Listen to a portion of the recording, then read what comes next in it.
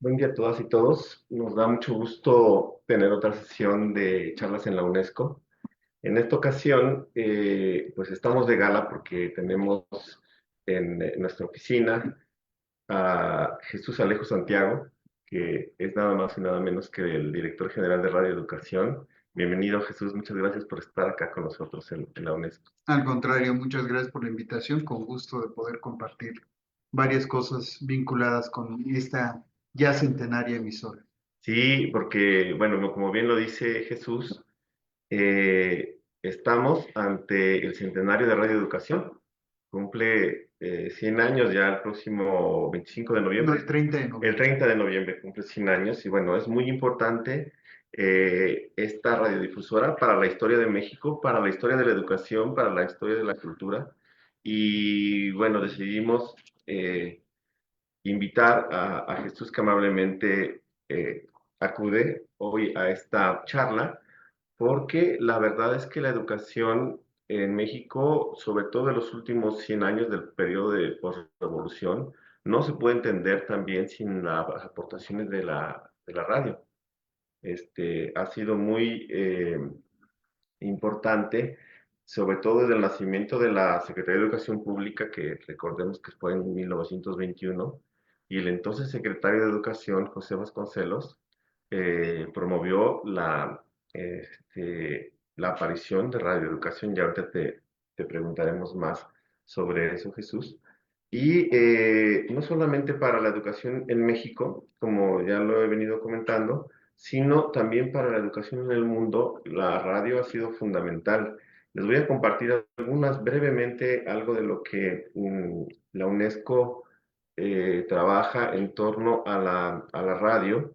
Siempre, desde hace más de un siglo, la radio ha sido fundamental para las comunidades y la UNESCO desde el nacimiento también de la organización ha promovido el uso de la radio para unir a las comunidades, para prestar apoyo en situaciones de emergencia, ha sido fundamental.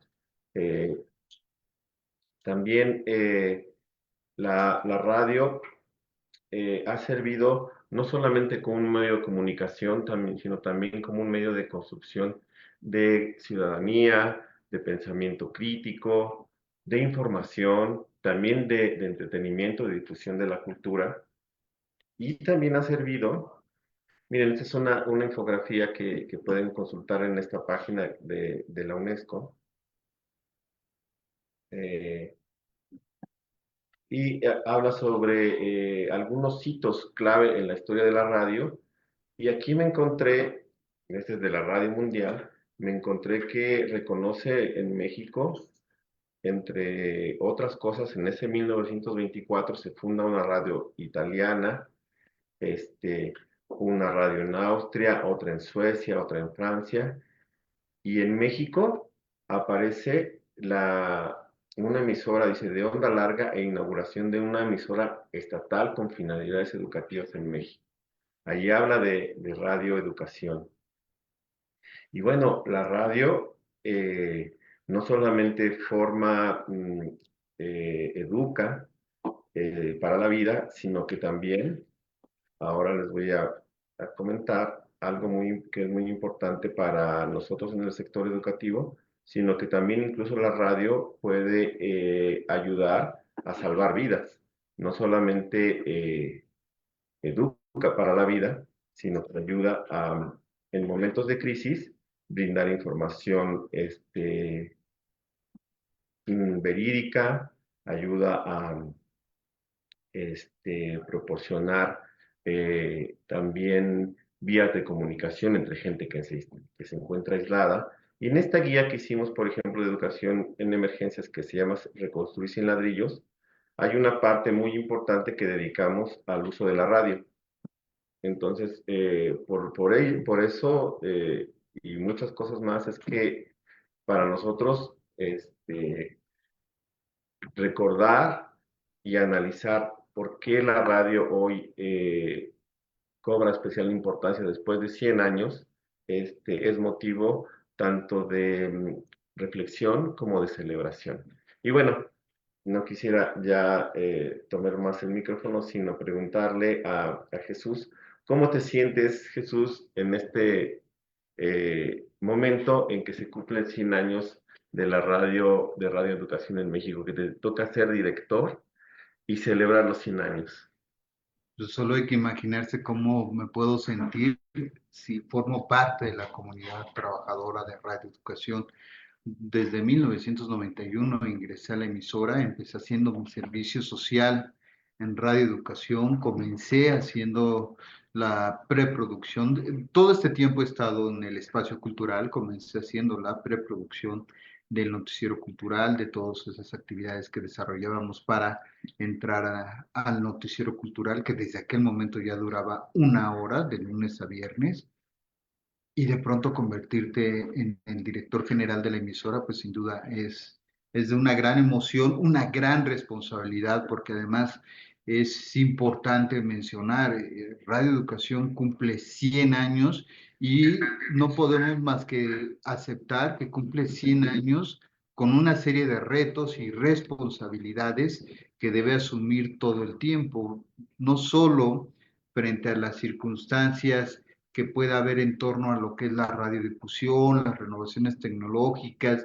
hoy día el desarrollo de la inteligencia artificial, sino también en la búsqueda de nuevos contenidos, en la búsqueda de nuevas formas de comunicar, que son dos partes que constituyen a la radio en general. Entonces, por supuesto que es una gran alegría, pero es una gran responsabilidad porque esto, a final de cuentas, es la celebración de una emisora que nació además como una sola emisora. Hoy prácticamente ya somos como un pequeño grupo radiofónico que tiene un gran compromiso con las audiencias, que tiene un espíritu crítico que ha sabido mantener a lo largo de los años, sobre todo desde lo que yo llamaría la segunda etapa, en 1968, que ya comenzaron las transmisiones ininterrumpidas. Y ese espíritu, esa mirada, esa necesidad de contribuir a la generación de espíritus críticos también, de una opinión informada, una opinión educada, por utilizar también ese término, que por supuesto forma parte de nuestras responsabilidades, pues sin duda es un gran reto que tenemos frente a nosotros, pero que asumimos con una gran alegría y con una gran felicidad, sobre todo para conmemorar este centenario. Sí, sí, qué bueno que mencionas este tema del equipo, porque Radio Educación, sí, obviamente es la tecnología, es la emisora, pero la hace la hace la gente que como tú desde hace muchos años pues ha estado reporteando, ha estado cubriendo las fuentes, seleccionando información, pero también seleccionando los programas, la música. En fin, hay todo un equipo y bueno, pues hay que extender esa felicitación también por parte de todo el equipo de la UNESCO, de educación, de comunicación, de cultura, de ciencias, a esta valiosa radiodifusora. Decías que hay como dos etapas, ¿no?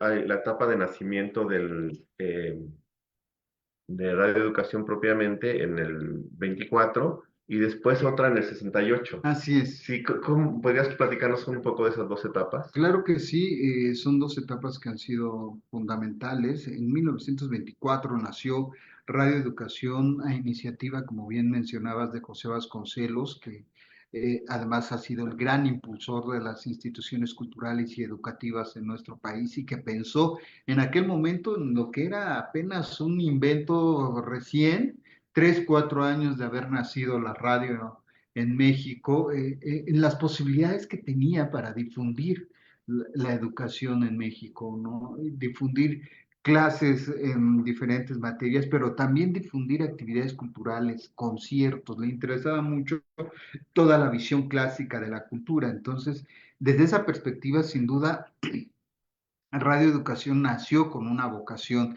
que era contribuir a la educación, contribuir a la cultura. ¿Y cómo lo hacía? Pensando en aquel momento en que se podía llegar a un mayor número de lugares en donde los territorios no estaban llenos de edificios que de pronto te cortan la señal, sino tenías la posibilidad de llegar, por ejemplo, hasta el norte de nuestro país. Y la idea incluso se plantea así desde los planes de creación de la emisora, era como establecer aparatos receptores en las plazas públicas de las poblaciones, de las comunidades, para de ahí escuchar estas clases, sobre todo se pensaba mucho en las tardes, escuchar estas clases, escuchar conciertos. Esto es atraer la atención de la gente con contenidos educativos y culturales. Por eso me gusta mucho cuando hablas y se ha hablado de que la radio es fundamental para las comunidades, porque eso es algo que sigue siendo vigente hasta nuestros días, como bien lo señalas en la documentación de la UNESCO.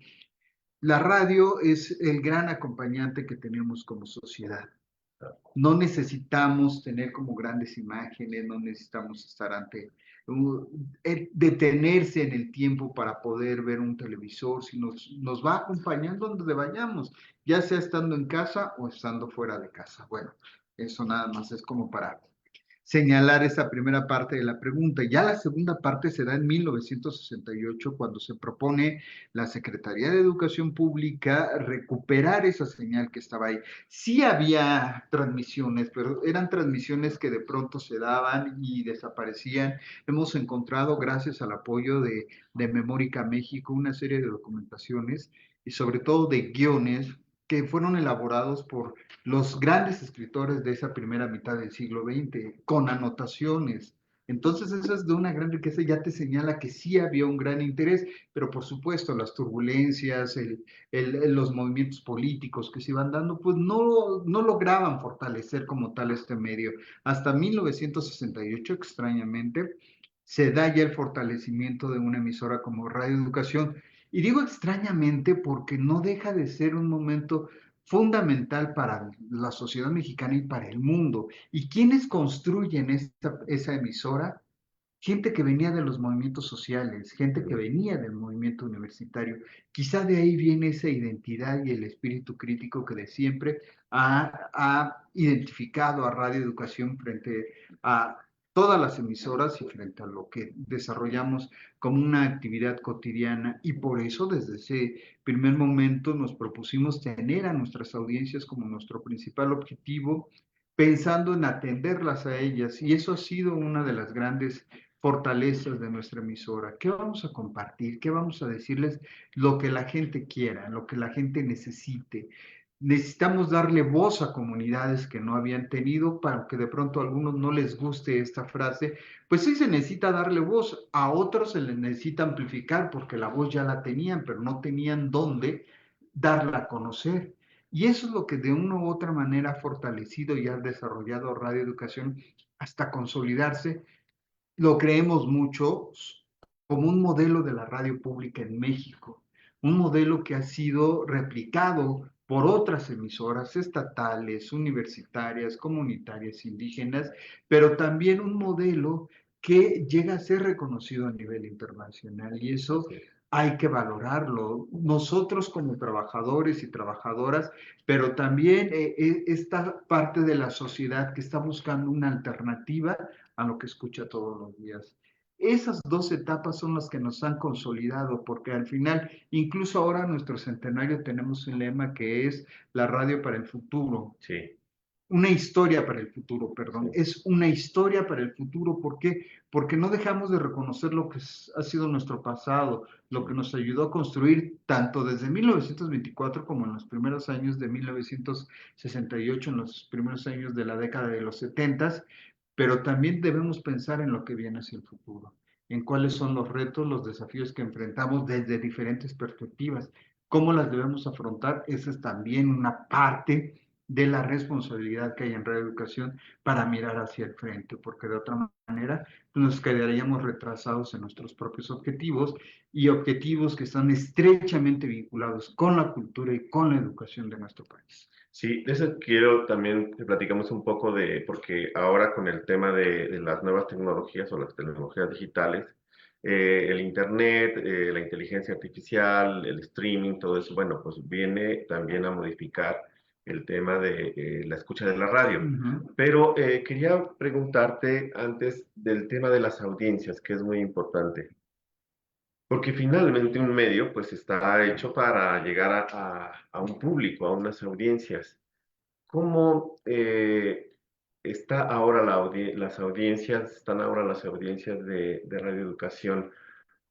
¿Quiénes escuchan, quiénes comparten contenidos con radioeducación? Ese es un elemento que para nosotros es muy significativo y empezaría señalando que para Radio Educación, para el trabajo que estamos desarrollando dentro de la emisora, es importante señalar la importancia que tienen las audiencias para nuestro trabajo.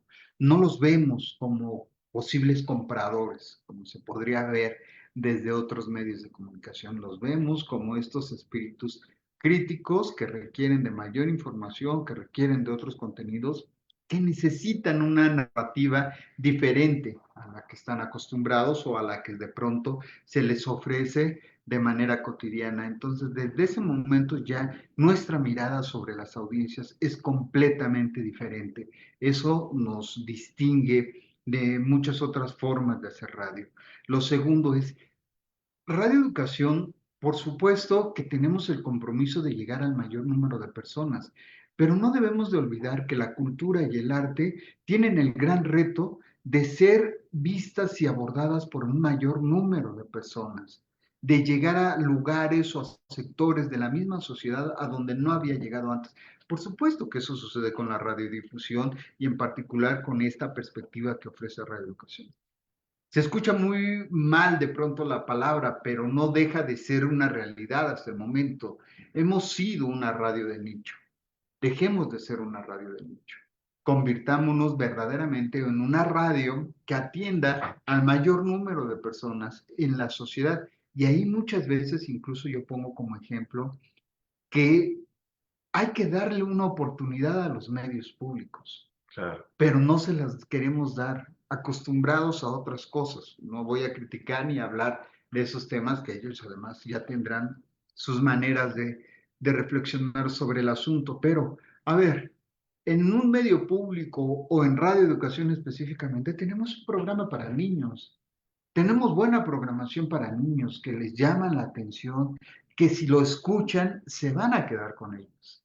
Tenemos programas sobre nuevas tecnologías, tenemos programas sobre nuevas sexualidades, tenemos programas que hablan de la ecología, diversidad de género, sí, de la diversidad sexual, tenemos programas que hablan sobre la diversidad cultural, esto es, todos los grupos de la sociedad encuentran o pueden encontrar en Radio Educación un programa que los represente, que los ayude a contarse y que les ayude a contar sus propias historias, porque al final de cuentas eso es lo que busca la radio todo el tiempo, ¿no? Buscar las historias de los demás. Esa es la gran oportunidad que hay con los medios públicos, porque nosotros no estamos buscando el rating por el rating. sí, Queremos que más gente nos escuche. Es un compromiso que todos los medios públicos y Radio Educación, por supuesto, también lo tienen. Porque si no, sería echar por la borda, tirar a la basura unos recursos presupuestales que vienen de la misma sociedad, que vienen del mismo pueblo. Queremos que más gente nos escuche. Ese es, por supuesto que ese es el interés. Pero lo más importante es queremos que la gente nos dé la oportunidad o se dé la oportunidad de acercarse porque estamos convencidísimos que van a encontrar algo que les llame la atención.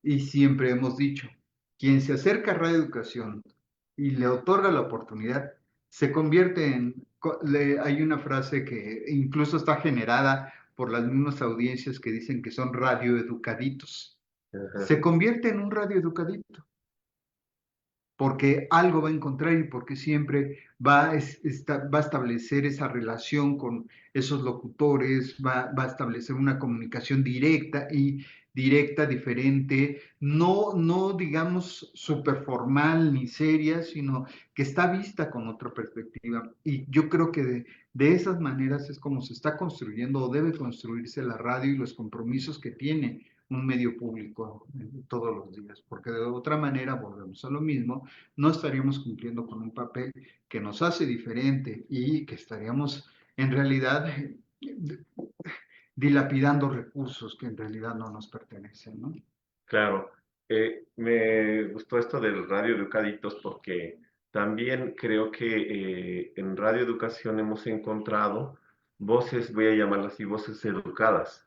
Es decir, quizá no todos recuerden, pero hay voces que han estado durante muchos años en la radio en México, especialmente en Radio Educación, como Emilio Evergeli, por ejemplo, Ujú. que tenía este programa de puntitas, que fue, incluso ha sido reconocido por la UNESCO como parte del patrimonio cultural, y otras voces, mismo Cruz Mejía y otros que ahora no tengo en la memoria, pero que son voces, yo le llamo, muy educadas, es decir, que tratan a la audiencia con respeto, que le ofrecen contenidos de calidad, que se abren a la pluralidad, que pueden encontrar eso que comentabas, eco en diversas manifestaciones de la vida pública del país.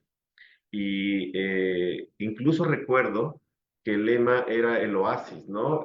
Radio Educación como un oasis en el El cuadrante. oasis del cuadrante, Es claro. decir, como encontrar estas voces distintas a toda la radio comercial, y que nos hacen, bueno, transportarnos por medio de esta escucha a otros mundos que no son tan presentes en la radio comercial. Hay también un lema que estamos sacando, no es nuevo, porque incluso tiene la voz de Emilio Begenji, quien falleció hace ya más de una década, que dice Radio Educación, el fuego que enciende tu imaginación. Esa es una frase que a mí me parece genial, porque ahí, en algún programa de Radio Educación, van a encontrar ese fuego que enciende la imaginación. Y sí, por supuesto, tenemos voces que son emblemáticas para la emisora.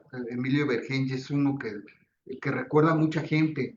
Eh, Está Patricia Kelly, que Patricia estuvo Kelly, por también en los supuesto. programas. María Eugenia Pulido, que sigue con nosotros. José Luis Guzmán sigue con nosotros. Hoy un poco más recientes, entre comillas, porque ya tendrán una década colaborando con Radio Educación, está eh, Natalia Luna, está Manuel Chávez, están otras voces también que se están convirtiendo en las voces emblemáticas de la emisora. Pero una de las cosas que resulta muy interesante es, sí son unas voces educadas. Recordemos tan solo que en el pasado, para quienes no lo recuerden o no estaban enterados, para obtener una licencia de locutor, había que pasar un examen no solo de conocimientos generales, sino prácticamente de lingüística. Ok. Era, Ajá. era conocer el idioma de principio a fin, porque si no, no te daban y no podías en aquel momento aparecer, utilizar el micrófono. Digo, la verdad es que hoy día escuchamos voces, escuchamos Estridencia, estridencia más que... Y sin sí, embargo, yo sigo defendiendo, no somos aburridos. claro. Somos formales, pero no necesariamente eso lo tenemos que vincular con el aburrimiento. Emilio Bergengi, en sus turnos de locución, era de lo más divertido del mundo, Sí, con su propia voz, con un lenguaje trabajado, con un lenguaje elaborado a lo largo de los años, y era tremendamente divertido.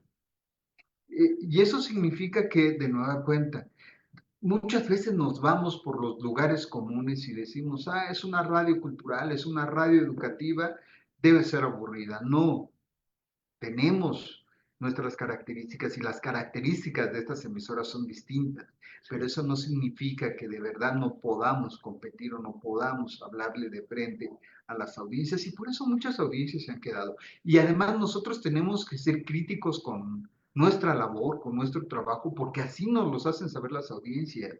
claro. No, no, ha pasado en infinidad de ocasiones en que te equivocas al mencionar un gentilicio, al mencionar una palabra, al utilizar un verbo, y enseguida, en aquel tiempo eran con llamadas telefónicas, hoy ya son con WhatsApp, y ya te están escribiendo el WhatsApp, oye, así no se dice esto. Yo me acuerdo que estuve conduciendo durante un año, sobre todo durante la parte más fuerte de la pandemia, el espacio cultural de Radio Educación, de 9 a 10 de la mañana, prácticamente un año todos los días. Y por ahí al principio tuve una muletilla. Pues me la escribieron y me dijeron, ya es la tercera vez que dices la misma frase, la misma muletilla. Por favor, evítala en WhatsApp. Ajá. No, si les ofrezco una disculpa. Entonces recuerdo muy bien que lo que empezaba a hacer es, híjole, ya se me fue esta muletilla. Ponía una palomita y así ya me daba cuenta si la estaba repitiendo, qué tenía que trabajar, cómo trabajarlo, hablando con los compañeros locutores, por supuesto, porque uno es reportero, ellos son los profesionales de la voz, ya de pronto te daban ideas, pero eso es lo que hacen los radioescuchas de radioeducación. Y eso, por supuesto, a ti te obliga, y a los locutores, y a los trabajadores, a los productores, a todo el mundo, nos obliga a hacer diferente nuestro trabajo y a ser mucho más cuidadosos, puntillosos en lo que hacemos, porque sabemos que en cualquier momento podemos recibir una llamada, un WhatsApp. Hoy día, además, en ese sentido, también Radio Educación ha sido un impulsor con una defensoría de las audiencias que le escriben a la defensora de las audiencias y le dicen, oye, es que el locutor tal, el reportero tal, utilizó este verbo, utilizó este anglicismo, y están súper atentos para decirte, no, escuchamos Radio Educación por otras razones, no para que repitas lo que podemos encontrar en otras emisoras. Claro, porque allí se ha formado una audiencia crítica, Exacto. bueno, desde el punto de vista, lo mencionaba, del uso del lenguaje, pero también de la información que se comparte, de la música que se escucha, porque también hay que decirlo que Radio Educación ha sido impulsor de la música, de la cultura musical en México, que ha ampliado horizontes. Yo recuerdo, bueno, ya hace muchos años cuando iba a la secundaria, que escuché por primera vez la trova. ¿Y en dónde la escuché? En Radio Educación. Y te voy a decir una cosa, Sí, yo estoy convencido, hasta que los estudiosos me digan lo contrario, ajá. que la trova sin radioeducación no hubiera sido lo mismo. Yo estoy seguro también. Porque en la Sí, década de los 70, principios de los 80, este género tan tradicional, además de los movimientos políticos que venían del sur, de Argentina, de Chile, pues vinieron, los trajeron, nos lo compartieron, nos los dejaron, y aquí tuvimos a sus grandes exponentes, pero no tenían dónde transmitirlo, dónde difundir su expresión, así es. de no ser por Radio Educación, que estaba ahí, por supuesto, siempre atento a transmitir ese tipo de actividades. Eso me parece otro ejemplo de la valía que tiene una emisora como Radio Educación. Esas aportaciones que da a la sociedad sin que quizá muchas veces nos demos cuenta. Si no nos damos cuenta 30 años después, decimos, ah, sí es cierto, la trova, de no haber sido por eso, no sería tan conocida. Está otra O el rock actividad, urbano en México, el rock digo, urbano, que tenemos incluso entrevistas con muchos de los grupos que hoy son súper famosos y comerciales, como Café Tacuba, los hijos del Quinto Patio, Caifanes, Caifanes, que tuvieron sus primeras grabaciones en radio. así es. Y por el otro lado está las tradiciones musicales de nuestro país. Claro. No serían conocidas de no ser por existir un medio público, en este caso, una emisora en particular como Radio Educación, que les dé la apertura y que permita que esos sonidos se escuchen pues, con un mayor número de personas, que sin duda eso es muy, muy importante. Si no, no conoceríamos lo que sucede en todos los rincones del país. Y tan solo, ahí de nueva cuenta, otra manifestación que forma parte de la lista inmaterial del patrimonio cultural inmaterial Sí, de la ahora lo voy UNESCO, a compartir. es Ajá, lo de el encuentro de Son Jaramillo. Jarocho de Jaraneros que se Sí, realiza en Tlacotalpan, Veracruz, ¿no? así es. Que durante 4 décadas lo hemos transmitido.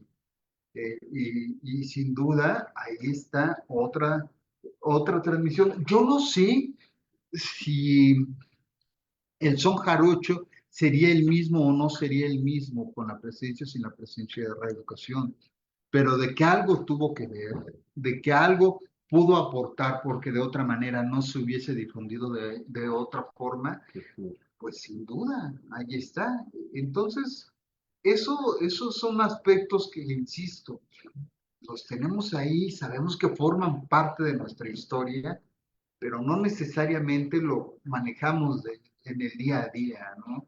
Claro. Y eso nos ayuda a reconocer la importancia que puede tener una emisora como Radio Educación que estamos en esta celebración. Sí, qué bueno que lo mencionas porque aquí estoy compartiendo en pantalla los reconocimientos que la UNESCO ha hecho su programa de memoria del mundo a tres aportaciones Ujú. de radioeducación. Uno es el programa de El puntitas, tradicional de sí, puntitas que con que muchos nos despertábamos. este programa era un programa para niños, Ujú. con el que se despertaban. Era la idea que con ese programa se despertaran y fueran acompañando a los niños en el proceso de alistarse para ir a la escuela. Y con la voz de Emilio de Genji, con el manejo de voz que tenía, es una maravilla. Es un programa que dejó de producirse hace 20, 25 años y sin embargo hoy siguen existiendo radiodifusoras universitarias, comunitarias, que lo siguen solicitando. Es un programa vigente y es un programa que sigue llamando la atención de los niños, porque si no, por supuesto, no lo solicitarían. Ahí está una de las aportaciones de radio de educación y esto es la parte infantil. Luego está el Encuentro Nacional de Jaraneros y Decimistas. Ajá, y el programa de En los Andamios de la En los Creación. andamios de la creación, que era un programa Ujú. de entrevistas, básicamente, Sí, donde están los que para en ese momento eran los grandes creadores en México, escritores, pintores, músicos, ahí están entrevistados. Y es también una faceta que tiene radio. De pronto, cuando se habla de un medio de comunicación, se piensa mucho en la frase, en la palabra difusión como la principal actividad que desarrolla, que la difusión es dar a conocer la actividad o las características de determinada agrupación, determinada obra de teatro, etcétera, etcétera. Pero también somos una especie de centro de documentación, así es. porque desde ahí empezamos a resguardar este patrimonio sonoro. Las voces que tenemos ahí es un verdadero patrimonio sonoro. Yo voy a presumir, si me lo permites, Sí, sí, sí. tengo un cassette de la primera ocasión que Gabriel García Márquez leyó el primer capítulo de sus memorias, Vivir para contarla. Lo hizo en el Colegio Nacional, en un ciclo que era organizado por Carlos Fuentes. Ahí leyó un capítulo de esas memorias de su autobiografía. Tú dirás, ¿y cuál es la importancia si lo tenemos en el libro? Sí, pero no en su voz. Ah, Y yo lo tengo leído por él. Y eso para una radio y para el patrimonio sonoro de nuestro país es fundamental, porque tenemos, eso es lo que de una u otra manera va contribuyendo a la educación, pero también va contribuyendo al desarrollo cultural y al mismo tiempo a construir esta parte de la identidad de los mexicanos, porque eso es lo que nos define. A final de cuentas, sí, Gabriel García Márquez es un colombiano que ha vivido muchos o vivió muchos años en México, pero que vino aquí a leer su autobiografía, que ha sido uno de los libros más vendidos de todos los tiempos, pues eso, pues sin duda es parte de un patrimonio que debemos resguardar y que debemos mantener ahí, ¿no? claro. Leí que la fonoteca de radioeducación es de las fonotecas más importantes de América Latina. Sí, porque prácticamente desde cuando nos preguntan qué tanto tenemos entre 1924 y 1968, tenemos que ser honestos y decir que no existía la conciencia de la conservación y la protección del patrimonio sonoro. No se daba de la misma manera. Incluso todavía a principios de la década de los 70, cuando comenzó la transmisión ininterrumpida, pues de pronto digo, el presupuesto nunca ha sobrado. De pronto grabábamos en unas cintas que los pequeños que nos estén escuchando y viendo jamás se van a imaginar, en unas cintas así grandotas. A lo mejor las han visto en algunas películas viejas, que en unas máquinas enormes se tenían que ir enredando y así se grababa y se transmitía en los programas. Pues no había como para comprar tantas cintas de carrete como se conocían. Entonces, pues lo que hacíamos era reutilizarlas, Oh, las borrábamos y para poderlas reutilizar. Es obvio que uno pensaba que eran, pues digamos, los que menos trascendencia podían tener. Pero fue en la década de los 70 cuando en Radio Educación nos empezamos a dar cuenta de la importancia que tiene ese patrimonio, volvemos a lo mismo, como parte del patrimonio de un país. porque sí pensamos mucho en lo arqueológico y pensamos mucho en lo antropológico, en lo histórico, como en lo que significa lo monumental, los edificios, como lo que define al patrimonio de un país, pero también lo sonoro termina por definir lo que somos. Es donde nos escuchamos, es como hablamos, es cómo hablábamos y cómo hablamos ahora. Son las palabras que usábamos y son las palabras que usamos ahora. Ahí hay un patrimonio que debemos resguardar. Ya en la década de los 90, finales de los 90, se empezó a desarrollar una serie de ideas, sobre todo por una productora, en aquel momento Lidia Camacho, en aquel momento ella era productora, sobre la necesidad de generar espacios para resguardar ese patrimonio. Y entonces la fonoteca se empezó a consolidar. Ya tenía bajo resguardo muchas cintas de carrete, prácticamente de los programas, todos. De noticieros era donde sufríamos nosotros, pero de los programas todos. Y entonces ahí ya empezamos a tener pues, todo un tesoro que implica resguardar ese tesoro. Y se empezó a desarrollar todo un proyecto que dio como resultado la Fonoteca Nacional. La Fonoteca Nacional, la verdad es que se constituyó, se diseñó desde las oficinas de Radio Educación. Ah, ok, Y entiendo. eso también permitió que seamos estos hermanitos que nos ayudamos entre ambas instituciones para fortalecer estos acervos, porque de otra manera se estarían perdiendo. No hay un espacio físico que te permita resguardar todo. Entonces necesitas utilizar hoy día las herramientas digitales para poder aprovechar esas herramientas y resguardar, proteger, documentar ese patrimonio a fin de que dentro de algunos años, si tú alguien les pone de tarea, hagan algo sobre Juan Rulfo, sepan que en la Fonoteca Nacional o en la Fonoteca de Radio Educación, ahí van a encontrar entrevistas con Juan Rulfo y que pueden acceder a ellas.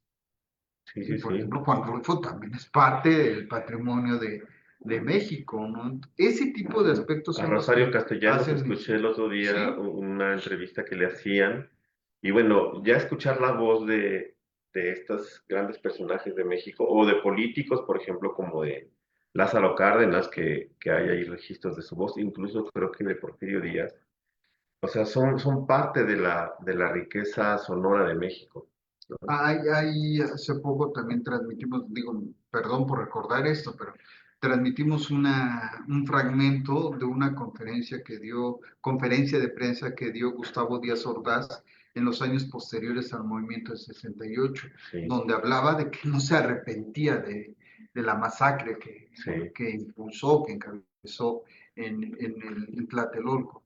Eso es un patrimonio.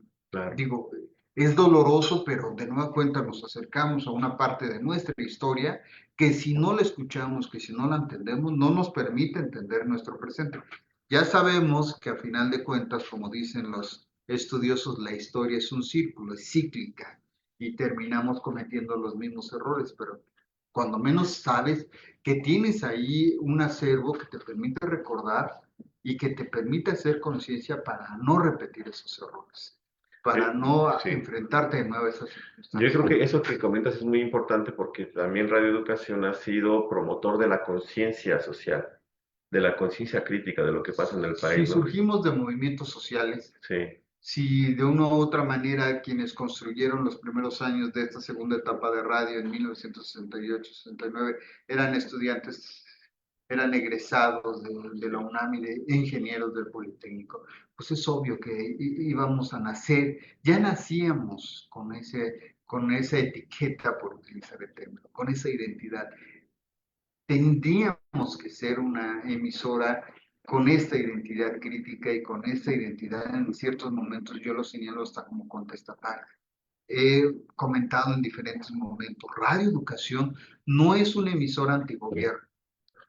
Yo pensaría que es una emisora antisistema, Ok. antisistema político, antisistema económico, antisistema cultural. Esto es, ¿y qué significa ser antisistema? Es tener una mirada crítica sobre todo lo que nos rodea, cuestionar lo que hay a nuestro lado. Y eso es lo que sí ha construido Radio Educación a través de su programación a lo largo de estos años, porque sin esa perspectiva crítica, sin esa mirada, pues en realidad nos hubiésemos unido a otras narrativas que siguen prevaleciendo y que no son precisamente las que queremos ofrecer a las audiencias. Sí, yo recuerdo, por ejemplo, en el movimiento zapatista, ¿dónde se escuchaba el debate del tema del zapatismo o del zapatismo y de las luchas indígenas? Bueno, gran parte uno se informaba a través de Radio Educación, ¿no? Porque ahí intentábamos darle voz a todos. Sí, Mientras por un lado de pronto veíamos solamente imágenes de los indígenas que andaban con armas, cuando en realidad andaban con armas de palo, en Radio Educación intentábamos darle voz a todos, y sobre todo a las comunidades indígenas. Las comunidades indígenas que por algo se levantaron o por algo pidieron justicia, entonces había que escucharlas. Y había que escucharlas no solamente como un medio de comunicación, sino también replicarlas y potenciar esa voz y potenciar esos llamados. Y eso es lo que tiene como compromiso Radio Educación. Eso es en realidad uno de los factores identitarios de nuestra emisora, pero también es una gran responsabilidad claro. el desarrollarlo todos los días y sobre todo el darle la libertad a los trabajadores y las trabajadoras para saber qué es lo más importante para nuestras audiencias. Sí, sí, porque, bueno, mi mamá, por ejemplo, todos los días escucha el noticiero de las mañanas, El Pulso, Ujú. ¿no? Y yo lo he escuchado y es un noticiero, pues también crítico. Es decir, no porque sea una radio del Estado, es una radio complaciente, sino que hace preguntas críticas, invita a gente a polemizar, y eso bueno, yo no lo había notado hasta que empecé a analizar el discurso, o bueno, el tipo de noticiario, y pues muy relevante, ¿no? Ese es en cuanto al tema informativo, digamos, de la política, de la vida Ujú. social, pero también tiene una gran aportación a la vida cultural con su noticiero ya de hace mucho tiempo, el noticiero cultural se Su llama, casa y otros Su viajes. casa y otros viajes, que es una delicia porque permite a uno escuchar lo que va a ver en la ciudad o en otros lados, pero de una gran diversidad, ¿no? Da voz, da lugar a la diversidad cultural que existe en México. Y yo también creo que es una aportación de cómo, más allá de la alta cultura, ¿no? Que es importante también en México, que tenemos una riqueza impresionante de la voz de los pueblos y Ujú. de la cultura cotidiana de las ciudades, de los barrios, de las comunidades en todo el país, ¿no? El 4 de julio, el noticiero cultural Su Casa y otros viajes cumplió 30 años como tal, pero el noticiero existe desde muchos años antes. El 28 de este mes, si no mal recuerdo, es el 28 de octubre, Pulso, que es el noticiero de información general, cumple 35 años. Mantenernos con esto no se pudo haber dado si no es con un respeto a los propios colaboradores, a los trabajadores y trabajadoras, pero también con un respeto hacia el radio escucha. Y este respeto implica el ofrecerle la diversidad de información, el no ubicarse en una posición, el no ser voceros, sino más bien voceros de una realidad que está sucediendo. Y donde sí es cierto, quizá esa parte hay que reconocerlo, donde sí buscamos sobre todo potenciar la voz de aquellos que no han sido escuchados. Ok, Durante mucho tiempo, ¿dónde podías escuchar poesía en lenguas indígenas? ¿Dónde podías conocer la problemática de las comunidades indígenas? No había espacios. Radio Educación los abrió en su momento y con eso además otras emisoras universitarias y estatales contribuyeron a consolidar esa idea o esa necesidad, pero es una necesidad que tenemos como sociedad, ¿no?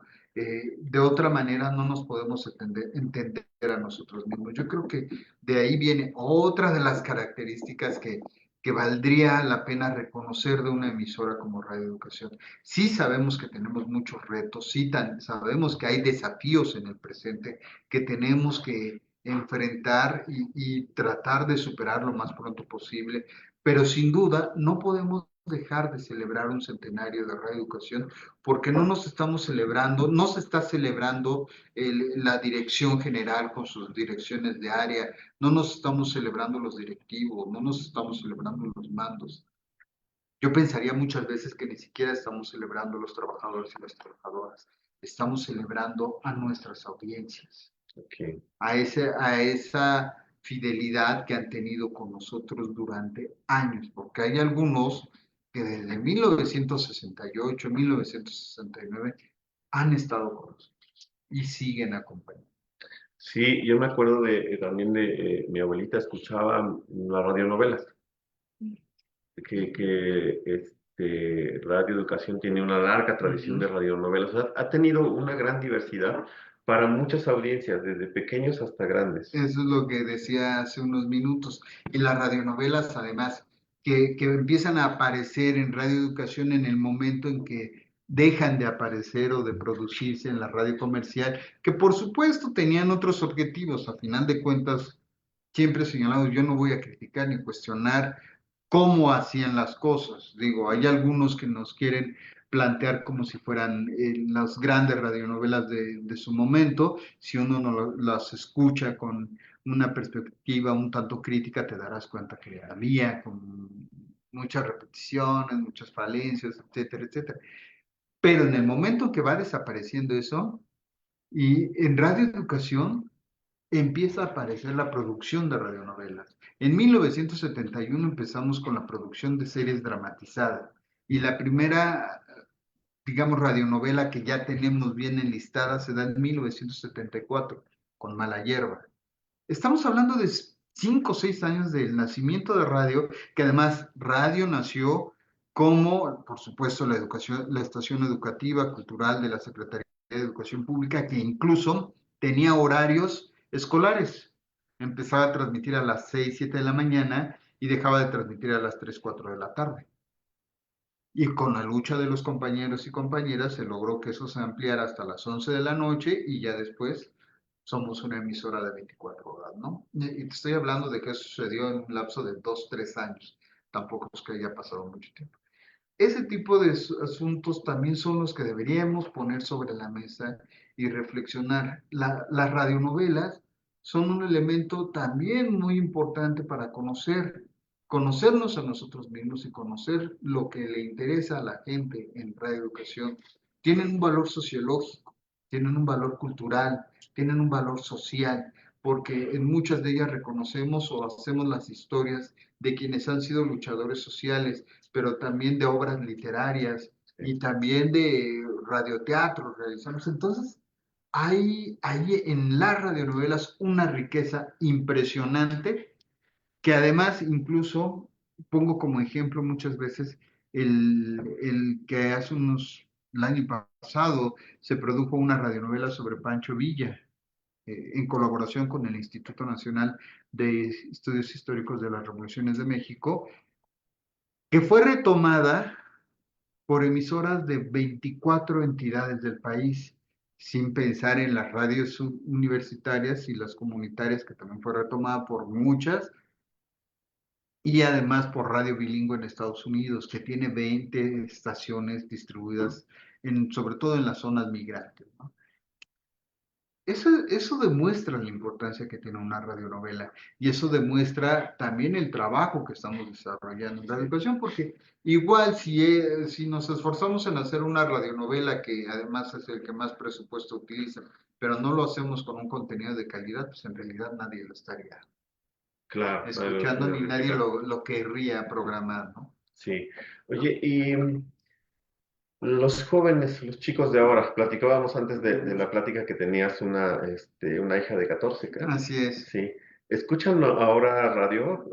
¿Escuchan Radio Educación? Escuchan Radio Educación, tengo también una de 9, la menciono porque si llega a escuchar esto y no la menciono, me va Sí, como no, en feria. sí, Sí escuchan Radio Educación, sí se detienen y van conociendo un poco, porque una de las cosas, que eso depende mucho también es como la lectura, viene mucho del acompañamiento que le den sus familiares o los padres.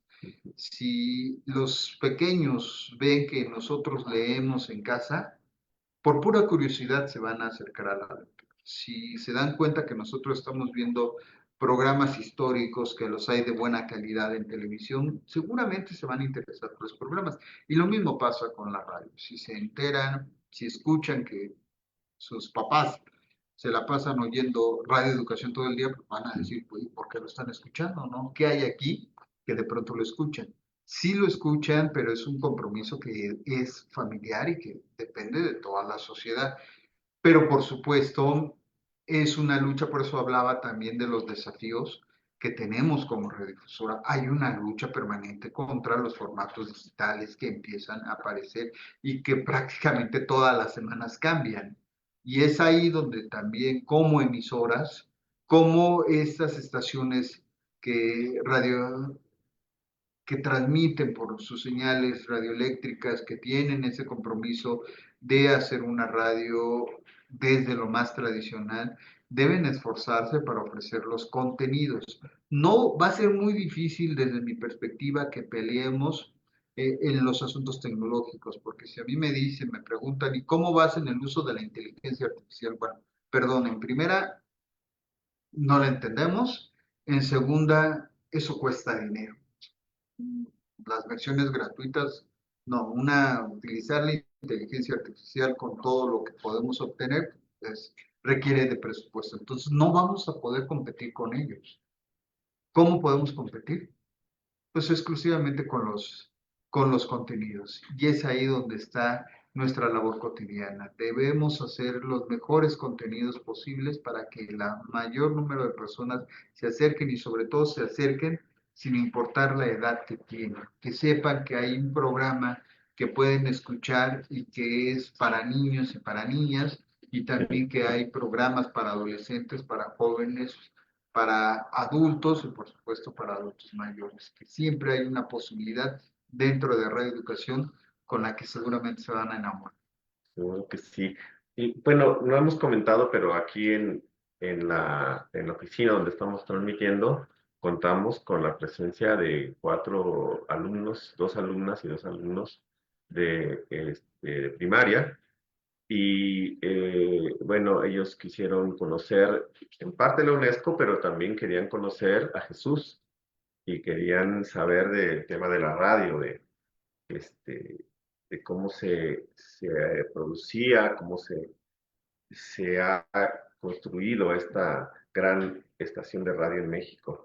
No sé si alguno de ellos, de ellas, quiera preguntar algo a Jesús, que venga para acá y que nos y que le haga una pregunta o las preguntas que quiera. Además han Jesús. estado anotando todo el tiempo, ¿eh? Así Y eso es es. muy interesante. Han estado escribe y escribe. No Sí, sé si lo tengan como tarea, pero si ya lo tienen como tarea, yo creo que ya aprobaron. Ya con eso. sí. Y eso es importante, sin duda.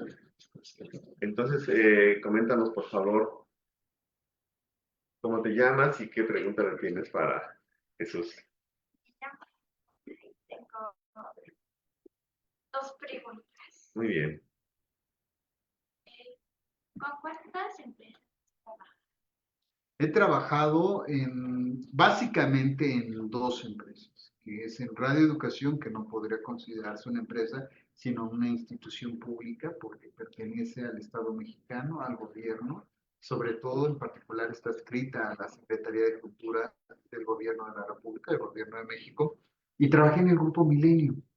Durante muchos años también durante más de una década, hice radio, televisión, prensa escrita, entonces también ahí fue una gran experiencia, porque en particular yo llevaba más de 10 años trabajando en radio y pasar del lenguaje de radiofónico, que es más breve, que es más contenido, donde tienes que hacer pues resúmenes mucho más concretos para dar a conocer tu información, a el espacio que te daba el periodismo escrito, pues sí es un reto, sobre todo cuando comencé en el 2004, porque en aquel momento sí podías escribir 3 cuartillas sobre un tema. Hoy día la verdad es que con los cambios en los diseños de los periódicos, ya cuando te escribes mucho, escribes una cuartilla, porque todo es una imagen o un trabajo multimedia ahí que preparan, pero Y también, por supuesto, colaborado en otras actividades. Estuve realizando un programa de radio en dos estaciones dirigidas sobre todo a culturas populares. Me fui un mes a Radio Francia Internacional a un intercambio periodístico. Estuve ahí. Entonces, en realidad me he movido por donde se puede, que como diríamos en el ámbito cotidiano, de algo tiene que salir la papa, porque si no, dime cómo le hacemos. Y tengo, puede ser tipo, eh,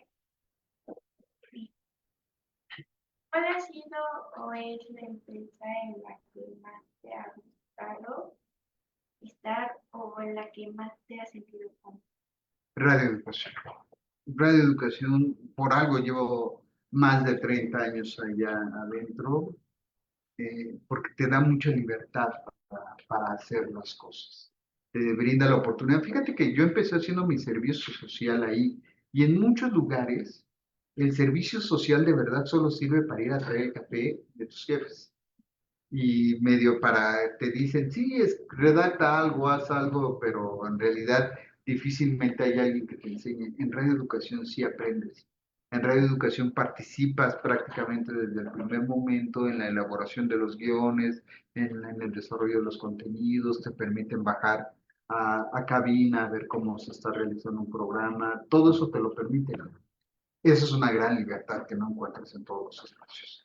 Y además, el que tener la posibilidad de desarrollar tu trabajo como tú consideras que es la mejor manera, sin alguien que coarte tu libertad y que te diga, no, eso no lo debes hacer, no, no le pegues al gobierno, no le pegues a esa empresa, no, no atentes contra ellos, también es una gran libertad que no encuentras en todas partes. Eso me ha hecho sentir mucho más cómodo y te permite ser creativo sobre, porque la radio, digo, todos los medios, por supuesto, tienen la posibilidad de que generes tú un contenido creativo, pero la radio también te lo da y ahí es un trabajo de mucho esfuerzo. En alguna ocasión, me acuerdo hace muchos años, hice un trabajo sobre la literatura infantil, pero toda mi información, toda mi nota, como le llamamos, la fui elaborando como si fuera un cuento de hadas. Entonces, por poner un ejemplo, aquí muy cerca de donde estamos en Polanco, hay una estación hay una editorial que se llama Planeta, lo pongo así nada más, por ejemplo, y yo comenzaba aquel texto. Había una vez en un lugar lejano, tan lejano como 2 horas para llegar desde el centro del poder de nuestro país, donde una editorial, una muy vieja editorial, quiso construir libros para niños.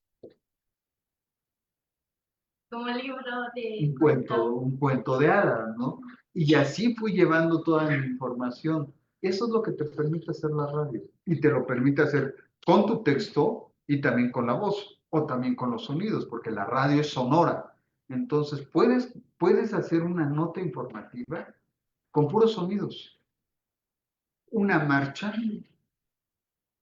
y por supuesto das la entrada y dices de qué se trata y vas planteando los sonidos y los gritos que hay en una marcha y al mismo tiempo pones el sonido grabas al líder de la marcha que te dice por qué están haciendo eso y después grabas a la contraparte y respondiendo a eso y sigues la marcha y sigues acompañando a la marcha. Tú ya no necesitas participar, sino solamente lo sonoro que encuentras en el camino es lo que te permite dar a conocer la información.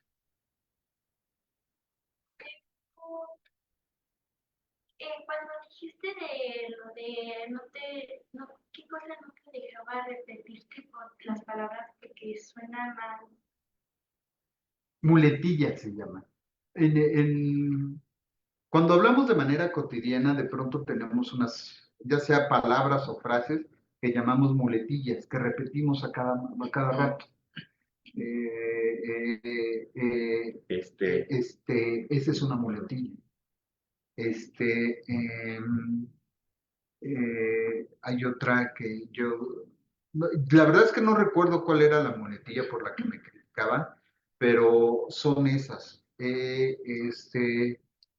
Por otro lado, el repetir mucho, por otro lado. Sí, pues me lo hicieron saber y ya con eso puse mucha atención, que es cuando te digo que entonces me puse, ponía una palomita, a ver, ya dije una vez, ya dije dos veces, no, ya la dije 5 veces, no tienes razón el radio escucha. No es que estén mal, pero por ejemplo en la radio es muy importante que no las repitas porque estás utilizando tiempo de radio y te pierdes en la información. Es mejor incluso que guardes silencio. Si de pronto la idea apenas se está construyendo, en lugar de decir, porque se supone que por eso dices, porque la idea se está construyendo en tu mente, ¿eh? Es malo para el trabajo radiofónico. Se llama muletilla y entonces, no. Y escucharla a cada rato, si es. Por ejemplo, también puede ser una muletilla de mi parte. A cada rato, repetir, por ejemplo, puede convertirse en una muletilla. Si la dices muchas veces, pues aturdes a quien te está escuchando. Otra vez dijo, por ejemplo, la esposa. Ya me dio 100 ejemplos en 15 minutos, ya que pare, ¿no?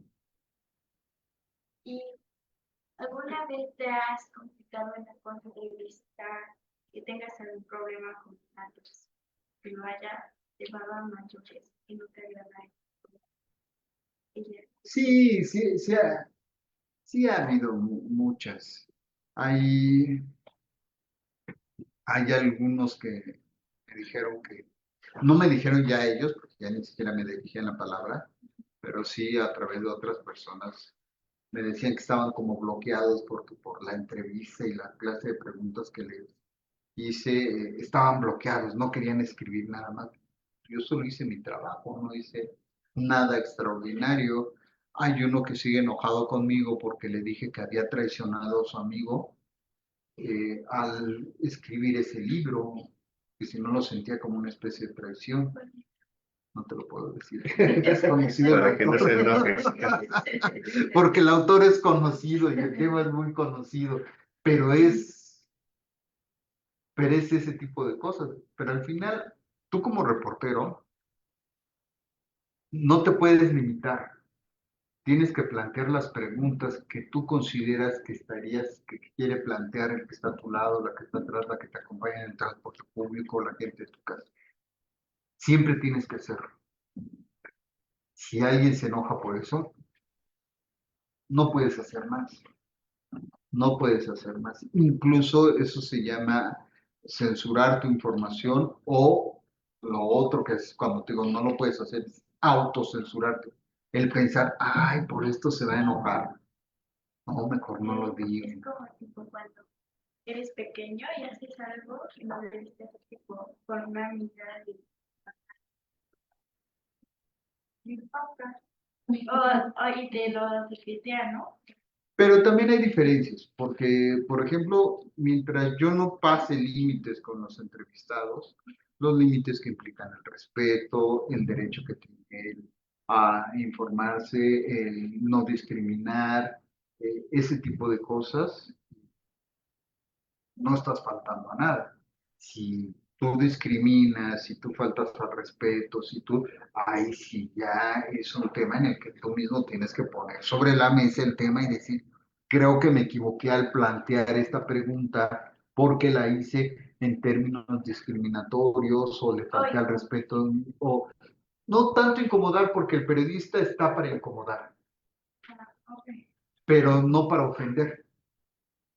Yo estoy para incomodar a Adolfo. Tengo que plantearle preguntas aunque sepa que lo van a incomodar, pero no le puedo faltar al respeto. Jamás, jamás puedo faltar al respeto. Sino simplemente plantear las preguntas que como reportero considero que se deben plantear. Ya si lo incomoda, pues el problema es él, no yo. Bueno, como ves, Jesús, pues tenemos Pues, niños críticos, ¿eh? no, Niños, sí, niñas está críticas bien. que que Y eso están está muy bien. pendientes, que, que te hacen preguntas interesantes, profundas sobre tu labor y sobre la labor de los Que periodistas. vengan las Muchas preguntas. gracias, Gracias, Elena. Belén. Bueno, ¿Quién quiere venir? sí, De una vez, porque ya sí, quiere cortar a Adolfo la transmisión y no, antes de que no, que venga y preguntamos. Nosotros encantados de eso. aquí, mira, para Ven que te acá. veas. Eh, bueno, ¿Cómo te llamas? Natalia, Natalia. ¿cómo se eligen los contenidos de los programas de radio? Mira, qué buena pregunta, porque eso es uno de los temas que hemos estado platicando. Al final nosotros tenemos que atender mucho a lo que sucede hacia afuera y a lo que la sociedad como tal requiere. Entonces tenemos que estar bien atentos a los temas, las necesidades que tú, como radioescucha, que tienes 10 años de edad, más o menos, ¿qué te gustaría a ti escuchar? Pero no solo qué te gustaría a ti escuchar, sino qué te gustaría a ti escuchar hoy, 2024, 25 de octubre, que es muy diferente a lo que pudimos haber producido en el 2023, que veníamos saliendo de la pandemia, ¿no?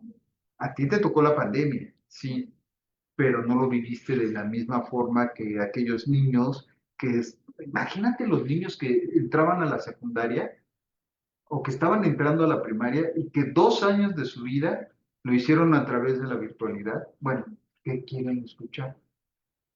Es imaginar qué les interesa en ese momento, pero es muy diferente a lo que te interesa a ti hoy. Entonces es plantearte la reflexión. Hay un comité en Radio Educación que se encarga de analizar las temáticas que se plantean. Y también pues, el productor llega con una idea y dice, a mí me parece que en estos momentos hay que desarrollar un programa con estas características. Y es ahí donde vamos eligiendo las formas que debe llevar un programa, de esa manera.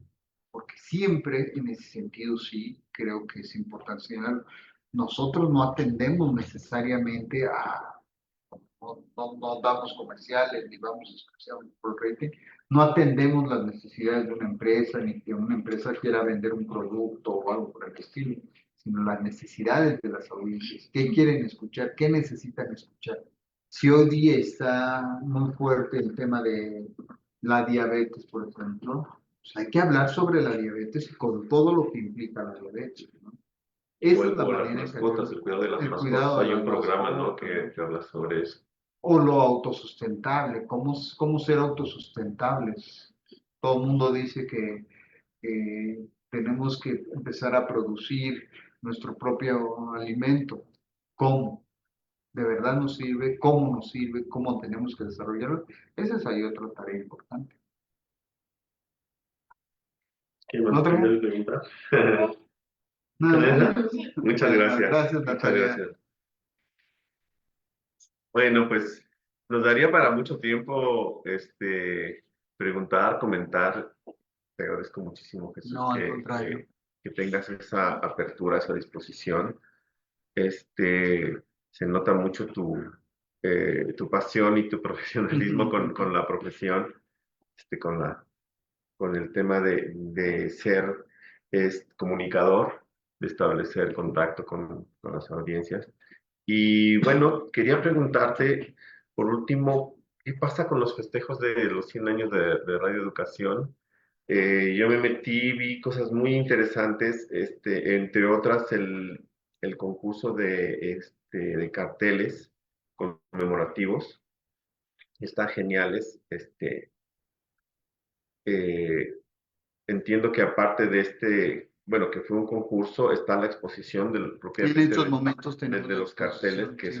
son creaciones maravillosas de diseñadores, de diseñadoras, de creativos, este, que participaron en esta actividad, pero aparte hay otras, bueno, está la cápsula del tiempo, hay conciertos, creo que va a haber un concierto de gala, ¿verdad? También. Ese es el Ajá, proyecto que tenemos, desarrollar un concierto de gala el 30 de noviembre. Lo ajá. estamos terminando de afinar por varios detalles que se nos han presentado en el camino, pero ese es el objetivo en el Palacio de Bellas Artes. Un día antes será como la ceremonia conmemorativa con trabajadores y trabajadoras, se entregan reconocimientos, pero fíjate que dentro de esas actividades que todavía vienen está Ajá. el documental que El documental, afortunadamente sí, lo hicimos en colaboración con Aprende MX, con que es lo Aprende que antes era televisión educativa, Sí, perteneciente a la SEP, donde hace como una crónica, pero en particular a partir de quienes nos escuchan sobre la importancia de radioeducación. Eso en esas fechas se va a volver a transmitir el documental a través de los canales de Aprende y de otros canales de los medios públicos de nuestro país. Memórica con Memórica estamos desarrollando un libro que ahí es más sobre las experiencias de los mismos trabajadores de la emisora, contando la importancia a 100 años de su creación que tiene la emisora. Estamos ya en los últimos detalles para mandarse a imprenta este volumen. Sin duda eso va a ser muy importante, pero además con Gaby Pulido, que es la encargada de despacho de Memórica, ha sido muy interesante porque ha logrado dentro del Archivo General de la Nación encontrarse otros documentos y es donde mencionaba hace un rato que se han encontrado guiones con anotaciones de Rodolfo Sigli, se ha encontrado información de qué es lo que se pedía en aquel momento transmitir en un programa de radio y hay temáticas que están desarrolladas y hay que hablar sobre los valores éticos y hay que hablar sobre la salud alimenticia. Entonces, ese tipo de temáticas que se están desarrollando, estamos pensando junto con Memórica, elaborar un volumen documental con ese trabajo, aparte de lo que es el libro. Entonces, todavía nos queda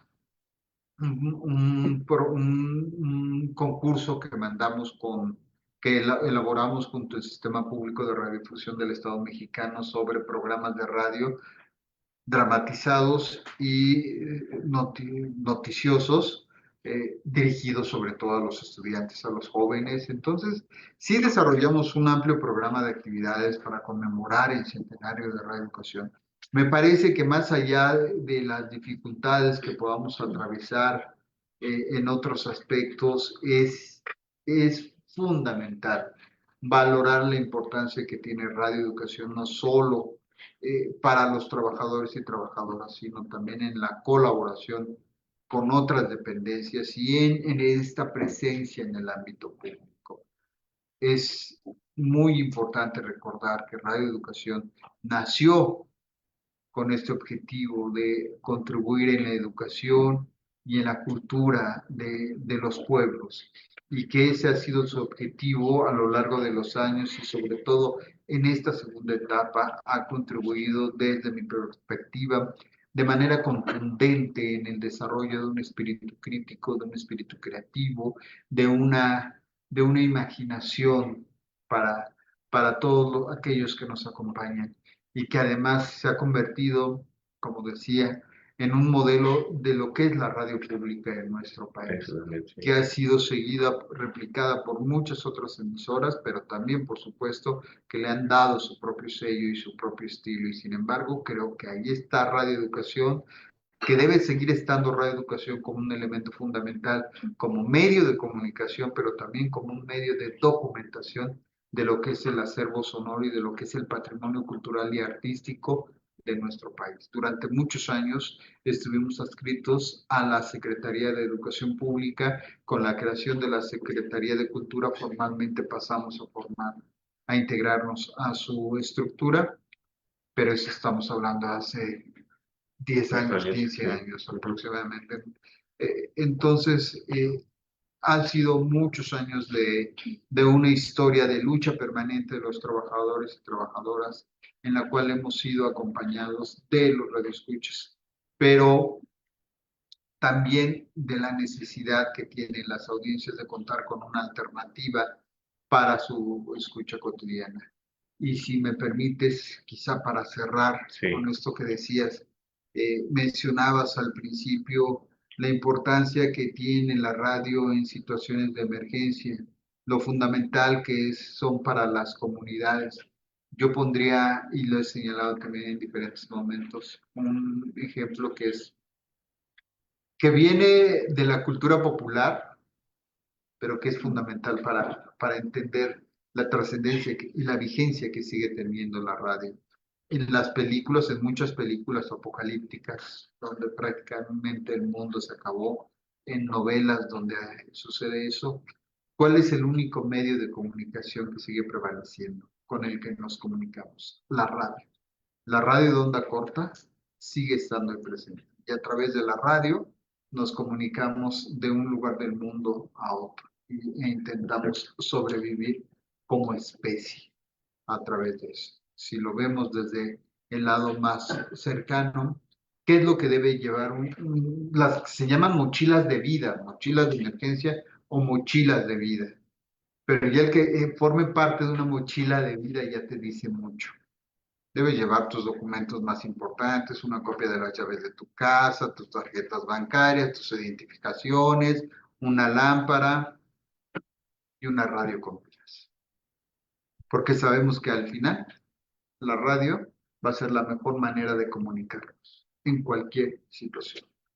La pandemia demostró que la radio era nuestro mejor acompañante. Sí estuvo la televisión o la pantalla, la imagen, que permitió el desarrollo de plataformas o el impulso de plataformas, pero sin duda la radio ahí estuvo y sobrevivió a eso y a mucho más. Somos el gran acompañante de las comunidades, el gran acompañante de la sociedad, la gran compañía de los individuos, y eso me parece que es fundamental.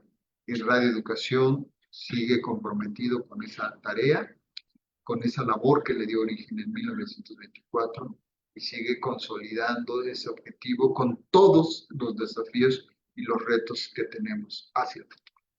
Excelente, pues creo que lo has dicho todo o casi todo. Yo te agradecería nuevamente este espacio que nos has dado y este análisis, estas reflexiones que son muy importantes, porque aunque la UNESCO lo tiene claro, como has visto, escucharlo de la voz de sus protagonistas, en este caso tú como representante de los que hacen radioeducación, de los y las que hacen radioeducación, pues es siempre más ilustrativo, de conocer lo valioso de este invento maravilloso de la humanidad que es la radio, y esperamos que Radio Educación siga con esa fuerza, aportando esos contenidos tan valiosos para el pueblo de México y más allá de México, y que cumpla muchos años más.